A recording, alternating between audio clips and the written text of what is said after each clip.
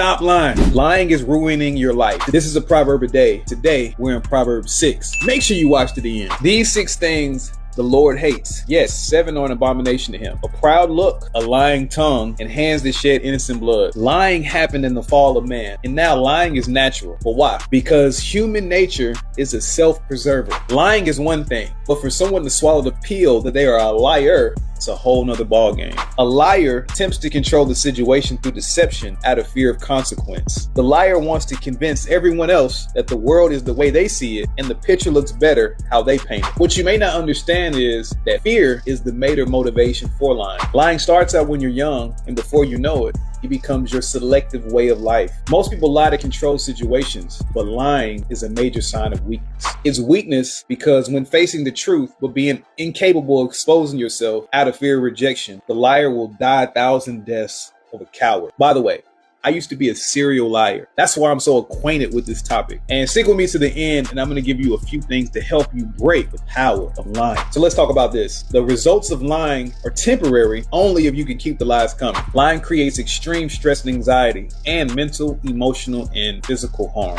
Lying creates compartmentalization, split personalities, and spiritual strongholds. And you say, what's a stronghold? I'm glad you asked. A stronghold is a warfare term that means a small, strategic, and organized place that an enemy has set up their operations inside the enemy's camp. So the devil, the father of lies, uses lies to get a person to come in agreement with, only to occupy that space out of their soul and reinforce the lies agreed upon, thus turning the person into a liar because they believed a lie. God hates the lying tongue because he never intended us to live outside of the truth. Jesus is the way, the truth, and the life, and the express image of God, literally transparent, and he desires us to live with the same freedom, living our life in the light.